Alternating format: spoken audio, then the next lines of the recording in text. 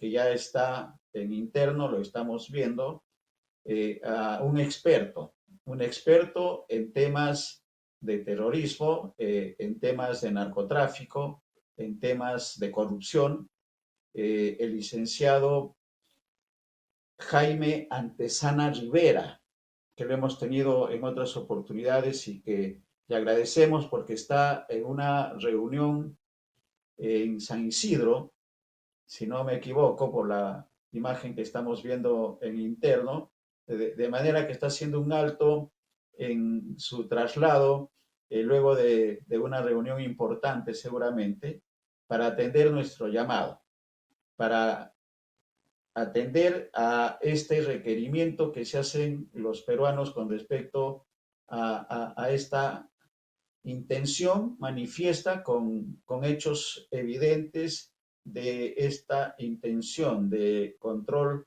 del sistema judicial, el sistema del Ministerio Público y el sistema electoral con miras al 2026. La primera pregunta, con el agradecimiento, Jaime, por esta oportunidad, esta alianza Ejecutivo-Congreso para legislar en contra de los peruanos, ¿cómo le evalúa el analista? Bienvenido, Jaime. Gracias por la entrevista. En el Perú, desde el 7 de diciembre de 2022, que fue un día en el que se produjo un golpe fallido y una vacancia presidencial, más el ascenso de Dina Boluarte a la cabeza del Ejecutivo, como presidenta, se instaló una alianza entre el Legislativo y el Ejecutivo. Pero no fue una alianza simétrica, sino una alianza entre el Legislativo, el Congreso, con un poder dependiente a ellos que venía a ser el Ejecutivo, es decir, que habían tomado el control del Ejecutivo a través de Dina Boluarte. Esta alianza, ¿no?, ya desde el año pasado, ¿no?, empezó a legislar, ya no para el interés general, sino empezó a legislar a favor de la criminalidad en general en el país. Tanto la criminalidad organizada, ¿no?, de cuello y corbata, la criminalidad que todavía está entre la calle, la política y la economía, que son las bandas criminales, extorsivas, el sicariato, ¿no?, el secuestro, entre otros delitos, ¿no? A lo largo del año pasado y parte de en general se han dado 12 leyes a favor del crimen organizado, abiertamente a favor del crimen organizado. A esto se le llamó pues la alianza del progreso de la criminalidad. Ese es el caso de Alberto Vergara. Sinesio López señaló un año antes, o sea, el año pasado, que ya se había instalado en el Perú una república mafiosa que había sustituido a la república liberal que teníamos desde 1821, 1824, ¿no?, tras la independencia.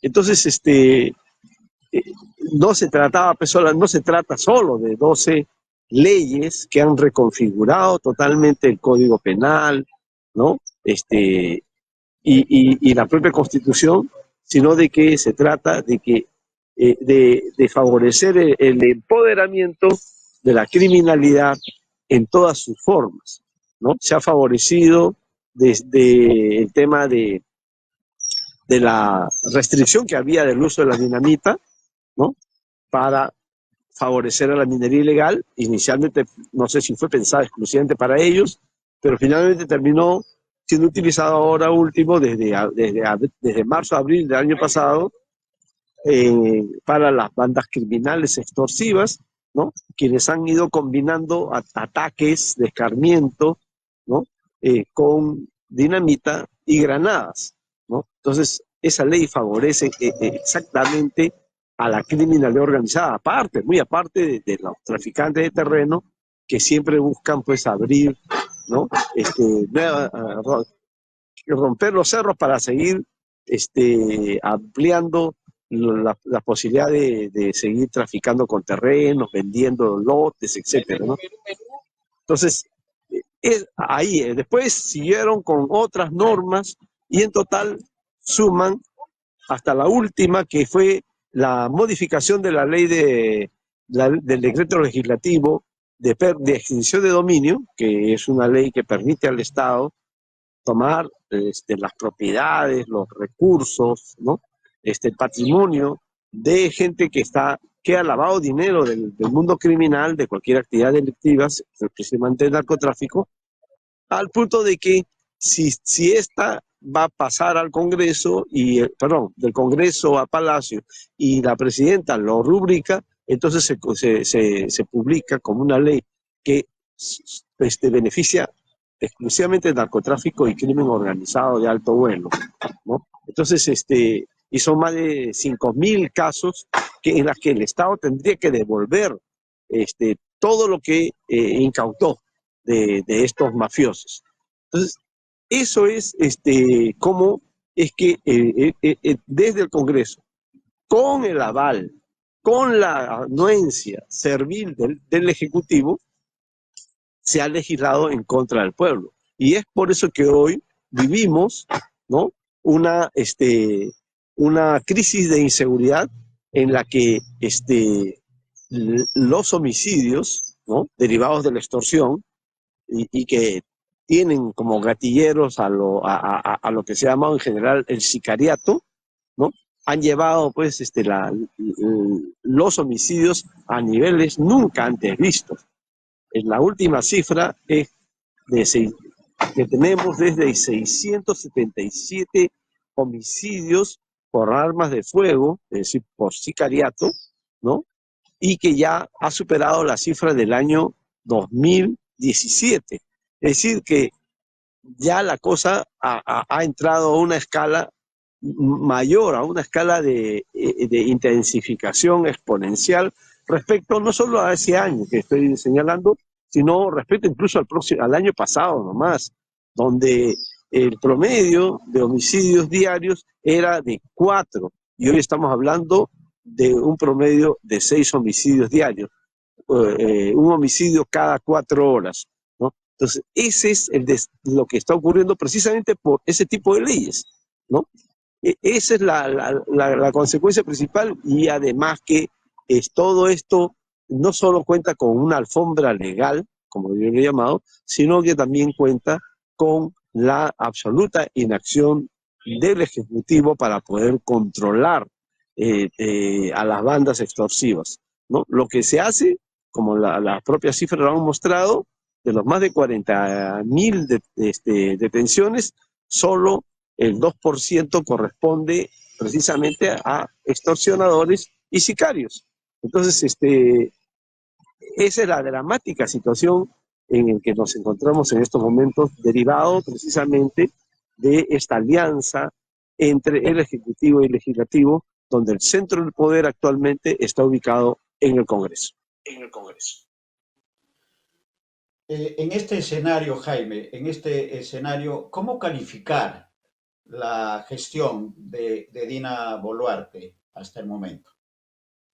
Creo que la gestión de Boluarte es un desastre, ¿no? Es prácticamente lo que muchos han llamado como un desgobierno, pero es un desastre en la que la lucha contra la criminalidad, en este caso de la extorsión, del sicariato, del secuestro, es conscientemente inactiva, o sea, no hacen nada, ¿no? Cada vez que ocurre algo, lo que hacen es buscar chivos expiatorios, cabezas de turco. No hay, en el Perú, por ejemplo, en ningún momento se ha topado con el núcleo central de los injertos del norte, liderado por el Félix Moreno Hernández, alias El Monstruo. Ha tenido que ser efectivos policial militar de Brasil, quienes tuvieron el día 16 pasado, este mes, que enfrentarse en una operación que iba a ser solamente de inteligencia con el clan de los hermanos Guevara Dávalos, ¿no? que son precisamente los que estaban encargados por los injertos y por el monstruo para el paso de la droga.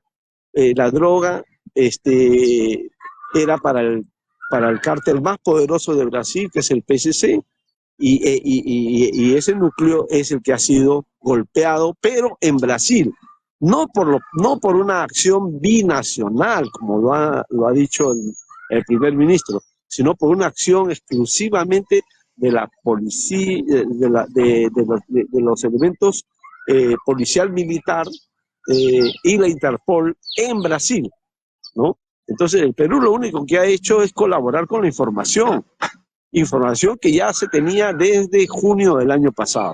Entonces así es como aquí ellos están protegidos. Estoy seguro de que lo más probable es que el monstruo esté en Perú y no en Brasil, como se ha confirmado que no estuvo el día en que se produjo este enfrentamiento en Sao Paulo, ¿no? La zona más importante de Brasil, que es dominada por el primer comando capital, que es el cártel más poderoso de Brasil, para quienes los injertos, encabezados por el monstruo, le envían la droga. Es decir, estamos frente a varios cambios, ¿no? Por un lado, que los injertos del norte se han consolidado como la principal banda extorsiva en Lima, en el cono norte de Lima, sino de que han dado un salto extraordinario sobre todo en el segundo semestre del año pasado, a exportar cocaína o pasta para este cartel brasileño. Es decir, se han convertido en exportadores de drogas por la ruta o el eje Perú, Bolivia, Paraguay para entrar a Brasil. Esa es la realidad y todo eso es con permisión oficial. Todo eso se ha permitido porque en todo momento el exministro del Interior tuvo conocimiento de la presencia desde que la inteligencia lo detectó en Brasil, luego que el monstruo estuvo detenido en Bolivia y pagó para su libertad, no se hizo nada. Cuando llegó en diciembre del año pasado, entre octubre y diciembre del año pasado acá en Lima, tampoco se hizo nada, a pesar que lo tenían, como digamos, ubicado, ¿no? A punto de simplemente una operación para poder capturarlo. Simplemente se dejó de lado y se permitió que él se pasee como Pedro en su casa por el país y vuelva a Brasil y después nuevamente regrese y ahora nadie sabe exactamente su ubicación. En el Perú no va a ser detenido, ¿no? Porque es evidente de que tiene protección política y tiene protección de altos niveles de la policía. Así está la situación. Si es en este caso, igual ocurre con todas las demás bandas más importantes que operan no solo en Lima, sino en La Libertad, ¿no? El caso de los pulpos y otras bandas que están desangrando al país, ¿no? A punta de balazos con gatilleros venezolanos o gatilleros peruanos. Y hablando de Brasil, Jaime, ¿cuál es la relación política y diríamos también criminal de Nadine Heredia y la presidenta Boluarte? Yo no creo que exista en ese caso ninguna relación de arreglo, de favorecimiento, porque Nadine Heredia, muy temprano, el día de que se leyó parte de una sentencia adelantada contra ella y su marido, el expresidente Ollanta, ella ya estaba gestionando el asilo a ese país. Lo que hizo el gobierno brasileño es darle el asilo. Y cuando un gobierno acepta el asilo, independientemente de la causal por la cual pida, ¿no? Porque el asilo solo se produce cuando no es persecución política y no cuando se trata de temas delictivos. Sin embargo, el gobierno brasileño había aceptado darle ya el asilo. Lo único que le tocaba hacer a Boluarte es darle el salvoconducto para que pueda viajar a Brasil. Y lo hizo en el transcurso de las horas siguientes. Eso es todo. Entonces, no hay una componente, como se quiere creer, sino lo que hay ahí es simplemente que cuando, de acuerdo a un tratado que existe sobre el tema de asilo, cuando un país solicita el asilo para una persona, el gobierno del cual es parte esa persona simplemente tiene que concederle el asilo, ¿no? Ahora, si queremos que Nadine Heredia regrese al Perú, va a tener que el Poder Judicial, o sea, las instancias del Poder Judicial respectivas, tener que hacer la gestión de su extradición. Ahí sí rebasaría, ¿no?, la decisión política tomada por el gobierno de Lula, ¿no?, que es el que finalmente le ha dado el asilo a esta señora, ¿no?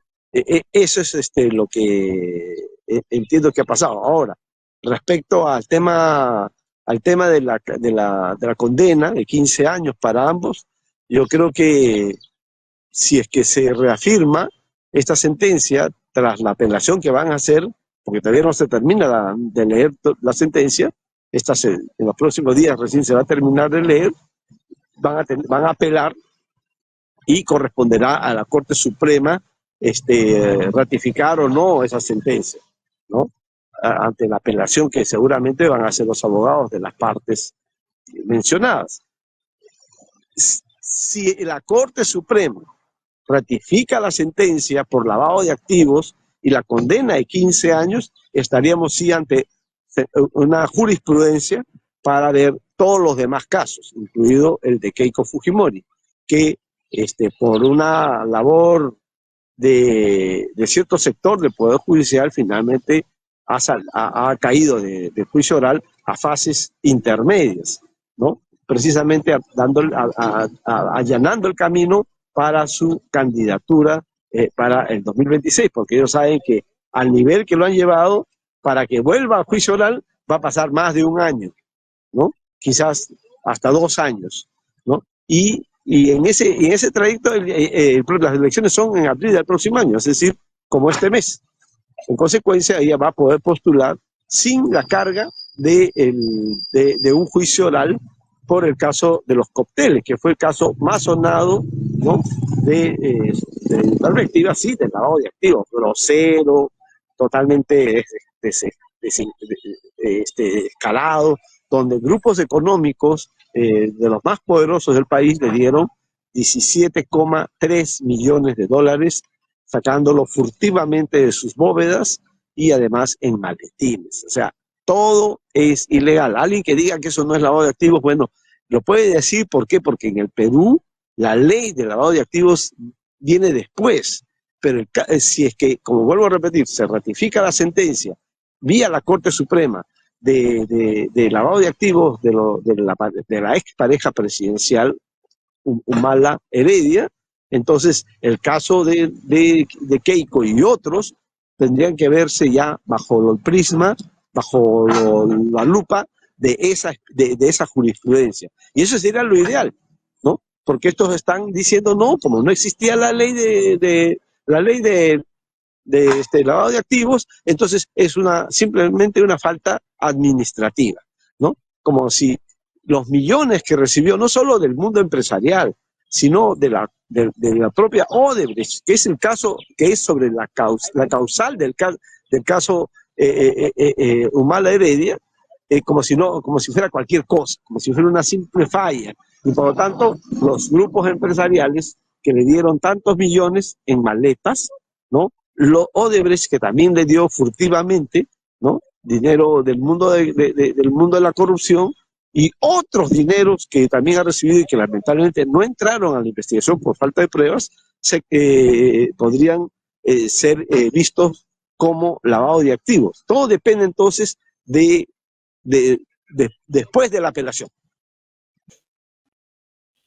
Correcto. Y ante esta situación, Jaime, de alianzas, de componendas, de impunidad, de criminalidad, ¿cuál debe ser el papel de las organizaciones sociales, las organizaciones gremiales, profesionales, la civilidad organizada? Yo lo que creo es que la única manera de que el Congreso, porque todo está en el Congreso, pueda derogar el marco legal criminal que se ha dado, a favor de ellos y de los criminales de toda la Haya, ¿no?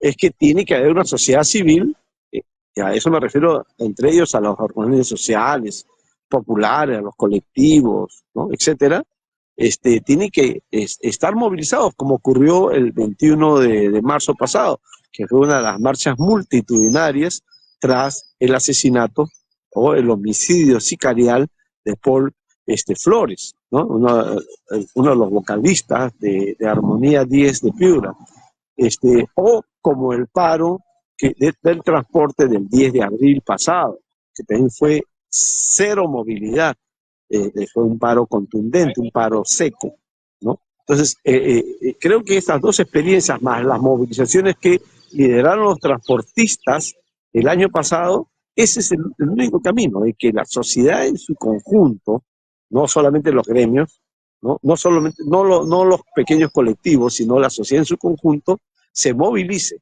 Finalmente, el colofón de todo esto va a ser las elecciones.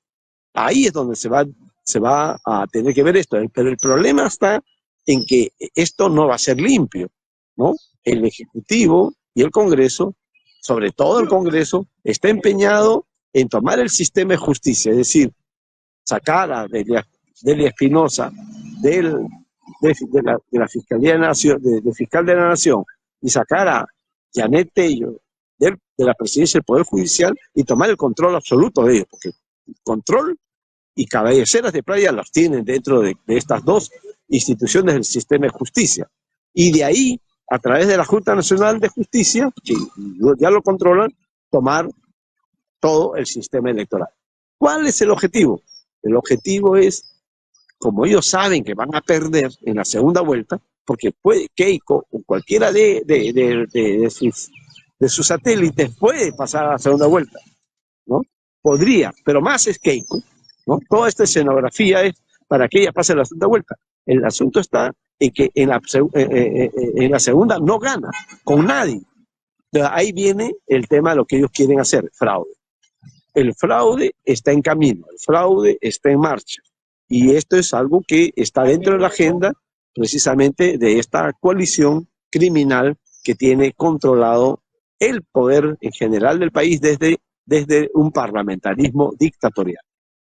Clarísima la explicación de un experto en temas de corrupción, además de temas de narcotráfico y de terrorismo, el licenciado Jaime Antesana Rivera, que le agradecemos por esta oportunidad. Quedan de sus declaraciones. El fraude está en camino y está en la agenda de esta alianza gobernante del legislativo y el ejecutivo para controlar el sistema judicial y el sistema electoral. También nos queda, amigos televidentes, compartimos seguramente con ustedes lo que ha expresado el especialista. 12 leyes a favor de la criminalidad. Esa es la realidad de nuestro país.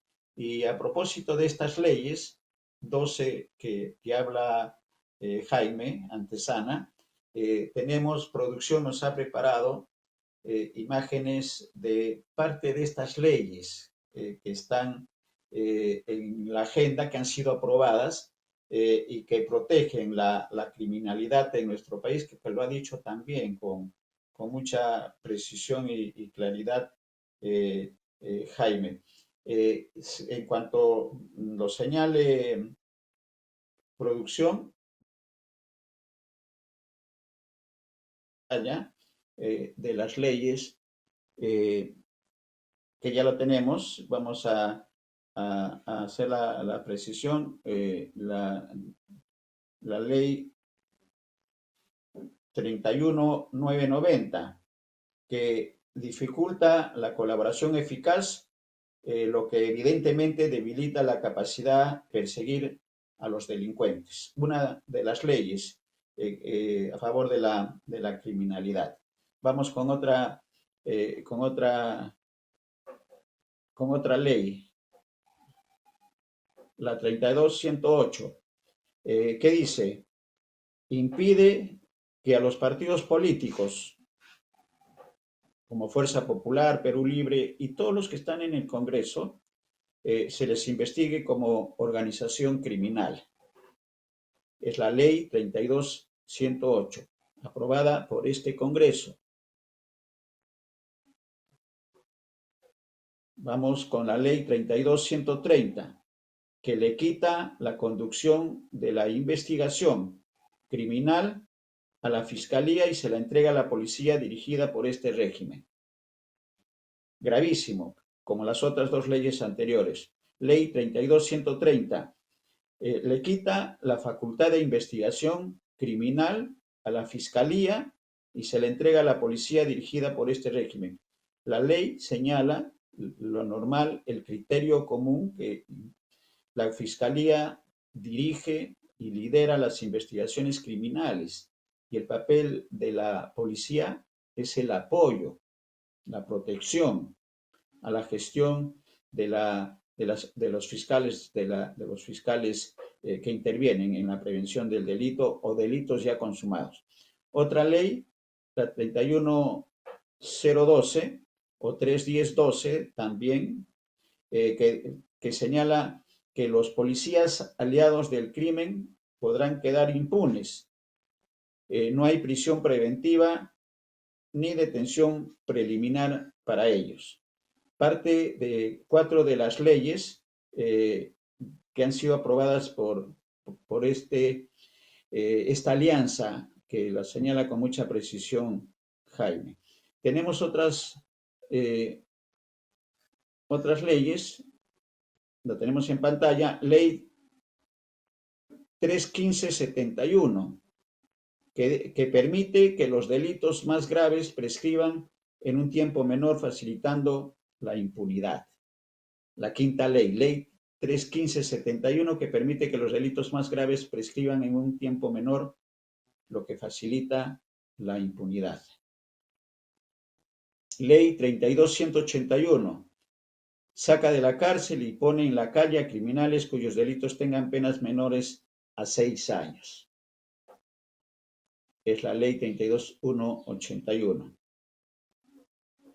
Decreto ley 1585.